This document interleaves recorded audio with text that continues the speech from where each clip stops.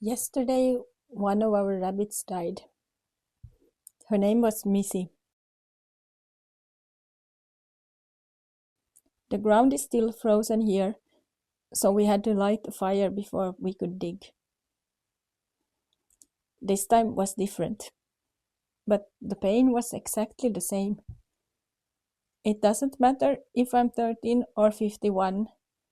When someone dies, I hurt. For a long time, I thought that eventually I would understand how life works, that I would discover something, a philosophy, an explanation that would make everything make sense. These days, I think the thing that makes sense is something simpler. It's me. Me connecting with the world around me, with animals, with people, with whatever quiet presence exists in places and moments. I am the common denominator. When my children's first hamster died, we had a full funeral. We made a memorial book. We sang hymns. We made a plaque. It was an inherited ritual, something serious and structured and proper. This time there was no plan. Missy was a brown lop from a rescue center. At first, she didn't want to bond with anyone. For 6 months, she kept her distance. Then one day, she chose Pricken. After that, she settled into the little rabbit colony.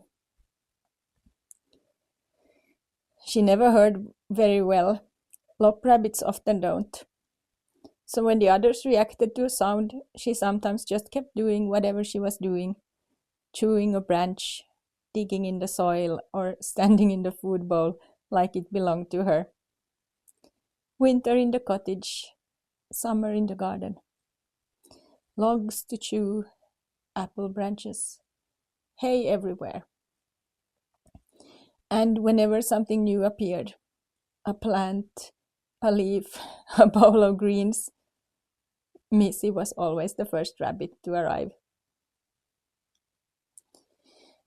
Yesterday morning, everything looked normal. The rabbits were eating, jumping around, acting like they always do. But later in the evening, Missy suddenly became very weak. She drank some water. She hopped a little. And then, very quickly, she was gone. So we made a ritual. Not the kind that comes from a book. Just the kind that happens when people try to do the right thing in that moment. We wrapped her in one of the good kitchen towels, the ones we usually save for guests. The ground was frozen, so we lit a fire first, and then we dug in the garden as best we could. We buried a small rabbit. We put a few coins in the grave for Charon.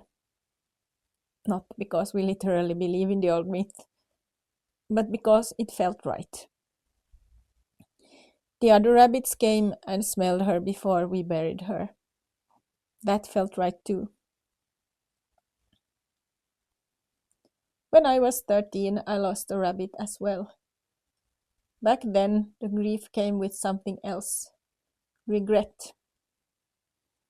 I kept thinking about all the things I could have done differently. All the things I should have noticed. All the things I should have said. Later in life, I carried those same regrets about people I lost. This time it feels different. The sadness is still here. Pain is still pain. But the regret is not sitting in the room in the same way. I was there. We were paying attention. We tried to help her. Sometimes things still end. What has changed over the years is not that loss hurts less. It's that I don't spend so much energy trying to avoid it. I used to think the goal of life was to arrange things so that pain disappeared. But pain doesn't disappear.